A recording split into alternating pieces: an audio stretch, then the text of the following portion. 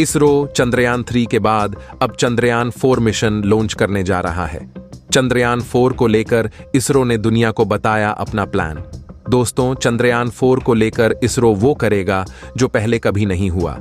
एक ही मिशन के 2 भाग कर स्पेस में करवाया जाएगा संगम।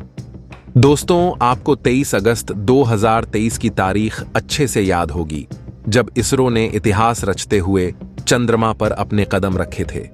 चांद के साउथ पोल पर चंद्रयान 3 ने वहां पर सफल लैंडिंग की, जहां पर दुनिया का कोई भी मिशन आज तक लैंड नहीं हो पाया था। चंद्रयान 3 मिशन ने सफल लैंडिंग के बाद अगले 14 दिनों तक चंद्रमा की डार्क साइड में कई सारे राज खोले। ये मिशन इतना ज्यादा सक्सेसफुल था कि नासा की एक टीम भारत भी आई थी और इसरो के वैज्ञानिकों से मिली थी। दोस्तों, अब इसके बाद भारत तैयार है अपने अगले चंद्र मिशन यानी चंद्रयान 4 को लेकर, और इस बार का ये मिशन पहले से काफी ज्यादा जटिल और बड़ा होगा और इसमें आपको ऐसे ऐसे टास्क देखने को मिलेंगे जो आपने न देखे होंगे और ना ही सुने होंगे। चंद्रयान 4 की लॉन्चिंग ऐतिहासिक होने वाली है, क्योंकि चंद्रयान 4 मिशन एक होगा लेकिन इसकी लॉन्चिंग 2 बार होगी। इसके बाद स्पेस में भी वो काम होगा जो पहले कभी नहीं किया गया था। एक के बाद दूसरी लॉन्चिंग और फिर स्पेस में जाकर इसरो उनका संगम करवाएगा। यानी इस बार का यह मिशन अपने आप में बेहद खास होने वाला है। इसको लेकर इसरो चीफ एस सोमनाथ ने बड़ा खुलासा कर दुनिया को चौंका दिया है। इस मिशन को भारत का इसरो और जापान की स्पेस एजेंसी जाक्सा मिलकर अंजाम दे रहे हैं। तो चंद्रयान 4 को आखिर 2 बार क्यों लॉन्च किया जाएगा? ये चंद्रयान 3 से कितना ज्यादा एडवांस होगा, जानेंगे वीडियो के अंत तक चंद्रयान 4 के सारे खासियत। लेकिन उससे पहले इसरो के वैज्ञानिकों के लिए वीडियो को एक लाइक और चैनल को सब्सक्राइब करके कमेंट में जय हिंद का प्यारा सा मैसेज जरूर टाइप कीजिएगा। इसरो चंद्रयान 4 को लेकर कुछ ऐसा करने वाला है जो पहले आज तक कभी नहीं हुआ, और वो काम होगा स्पेस में। दोस्तों, चंद्रयान 3 की सफलता के बाद अब इसरो ने पूरा फोकस चंद्रयान 4 पर कर दिया है। मिशन को लेकर काम बहुत समय पहले ही शुरू हो चुका है और इस पर बुलेट की रफ्तार के साथ काम हो रहा है। इस बार का ये मिशन भारत और जापान साथ मिलकर कर रहे हैं। चंद्रयान 3 मिशन की सफलता के बाद ही जापान की स्पेस एजेंसी जाक्सा इसरो के साथ काम करने के लिए आगे आई थी। काफी समय से दुनिया में भारत के अपकमिंग चंद्र मिशन यानी चंद्रयान 4 को लेकर बातें हो रही थीं, और अब इसरो चीफ एस सोमनाथ ने चंद्रयान 4 को लेकर बड़ा खुलासा कर दिया है। और इस मिशन पर हुए इस खुलासे के बाद दुनिया भर की तमाम स्पेस एजेंसीज भी चौंक गई हैं। इसरो चीफ एस सोमनाथ ने इस मिशन को लेकर कहा कि चंद्रयान 4 के हिस्से एक नहीं 2 लॉन्चिंग में भेजे जाएंगे। इन हिस्सों को पहले कक्षा में भेजा जाएगा और फिर अंतरिक्ष में ही जोड़ा जाएगा। अगर ऐसा हो जाता है तो संभवतः ऐसा दुनिया में पहली बार होगा और चांद पर पहुंचने से पहले ही इसरो इतिहास रच देगा। चंद्रयान 4 को 2 प्रक्षेपणों के माध्यम से कक्षा में इसलिए भेजा जाएगा क्योंकि चंद्रयान 4 की वजन क्षमता इसरो के वर्तमान सबसे शक्तिशाली रॉकेट की क्षमता से भी अधिक होगी। भारत के पास फिलहाल ऐसा शक्तिशाली रॉकेट नहीं है जो इतने भारी यान को स्पेस तक पहुंचा सके।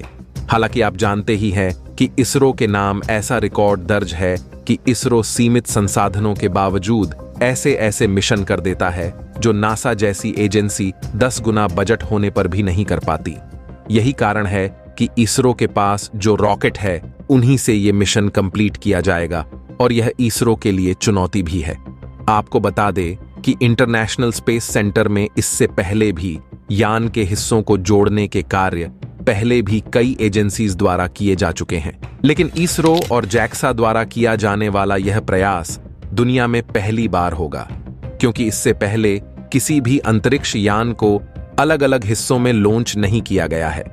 और इसरो के इस कारनामे के साथ ही चांद पर लैंडिंग से पहले ही इसरो इतिहास रच देगा। एस सोमनाथ ने कहा कि चंद्रयान 4 का मुख्य लक्ष्य चांद से नमूने लेकर आना है। इससे पहले हाल ही में चीन ऐसा कारनामा कर चुका है। इसके लिए इसरो और जापान की एजेंसी जैक्सा मिलकर काम कर रही है। इसरो चीफ एस सोमनाथ ने कहा कि हमने चंद्रयान 4 के कॉन्फ़िगरेशन पर इस तरह से काम किया है कि चंद्रमा से सैंपल वापस पृथ्वी पर कैसे लाया जाए। हम इसे कई प्रक्षेपणों के साथ करने का प्रस्ताव रखते हैं, क्योंकि हमारी वर्तमान रॉकेट क्षमता एक बार में ऐसा करने के लिए पर्याप्त नहीं है।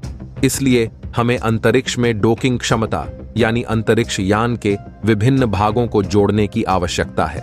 हम उस क्षमता को विकसित करने पर काम कर रहे हैं। इस क्षमता का प्रदर्शन करने के लिए हमारे पास इस साल के अंत में स्पेक्स नामक एक मिशन निर्धारित है। दोस्तों, इसरो चीफ एस सोमनाथ ने इस मिशन में डॉकिंग प्रोसेस का भी जिक्र किया है। अब सवाल है कि यह डॉकिंग प्रोसेस क्या होती है। दरअसल चंद्रमा से वापसी की यात्रा पर अंतरिक्ष यान मॉड्यूल का डॉकिंग एक नियमित प्रक्रिया है। अंतरिक्ष यान का एक हिस्सा मुख्य अंतरिक्ष यान से अलग हो जाता है और लैंडिंग करता है, जबकि दूसरा हिस्सा चंद्रमा की कक्षा में रहता है। जब लैंडिंग वाला हिस्सा चंद्रमा की सतह से बाहर निकालता है तो वो डॉक करता है और परिक्रमा करने वाले हिस्से से जुड़ जाता है और फिर से एक इकाई बन जाता है। मिशन चंद्रयान 4 को साल 2026 तक चांद में भेजने की तैयारी है। इसरो पहले बता चुका है कि चंद्रयान 4 की landing site Shiv Shakti point पर होगी। ये वही स्थान है जहां चंद्रयान 3 की लैंडिंग हुई थी। ऐसा इसलिए क्योंकि चंद्रयान 3 ने लैंडिंग के बाद चांद पर कई महत्वपूर्ण स्थानों की खोज की थी, जिसकी नए मिशन में काफी मदद मिलने वाली है।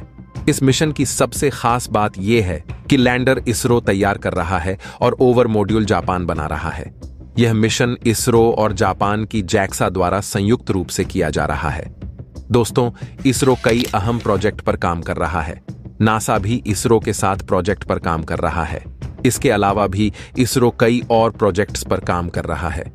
इसरो का एक अहम मिशन निसार है जिसे इसरो और नासा मिलकर पूरा करेंगे। इस मिशन का मकसद दुनिया को किसी प्राकृतिक आपदा की पहले ही जानकारी देना है। इसरो के मुताबिक ये एक सैटेलाइट होगा जिसे पृथ्वी की करीबी कक्षा में स्थापित किया जाएगा। इसके अलावा इसरो शुक्रयान पर काम कर रहा है। शुक्रयान मिशन को साल 2024 में ही लॉन्च किया जाना था, लेकिन अभी इसे आगे बढ़ाया जा सकता है। भारत के अलावा अमेरिका, चीन और यूरोपियन स्पेस एजेंसी भी शुक्र पर अपने मिशन भेजने को तैयार है। वही गगनयान मिशन पर भी काम हो रहा है। गगनयान के पहले हिस्से में इसरो 3 इंसानों को अंतरिक्ष में भेजेगा जो 3 दिनों तक वहां रहेंगे और लौट कर आएंगे। जब यह मिशन सफल होगा तब इंसानों को चांद पर पहुंचाने और अध्ययन करवाने की तैयारी होगी। ये सिर्फ कुछ अहम मिशन है जिन पर इसरो की निगाहें हैं। इन बड़े मिशन के अलावा इसरो एक्सपोसेट, मंगलयान 2 जैसे मिशन है जो इसरो की लिस्ट में है। इसरो की कामयाबी लगातार भारत का नाम अंतरिक्ष की दुनिया में रोशन कर रही है। यही वजह है कि दुनिया का हर छोटा बड़ा देश इसरो के साथ मिलकर कोई मिशन लॉन्च करना चाहता है। अंतरिक्ष की दुनिया में भारत ने प्राइवेट सेक्टर को भी न्योता दिया है। ऐसे में अगले कुछ वर्षों में भारत की ओर से प्राइवेट सैटेलाइट्स भी अंतरिक्ष में छोड़ी जा सकती है। तो दोस्तों, इस वीडियो में बस इतना ही। अगर आप अभी तक हमारे इस फ्यूचर दृष्टि चैनल को सब्सक्राइब नहीं किए हैं तो सब्सक्राइब करके बेल नोटिफिकेशन को ऑल पर जरूर सेलेक्ट करके रखें ताकि आने वाले वीडियो का नोटिफिकेशन आपको समय पर मिल सके। वीडियो को अंत तक देखने के लिए धन्यवाद। जय हिंद, जय भारत।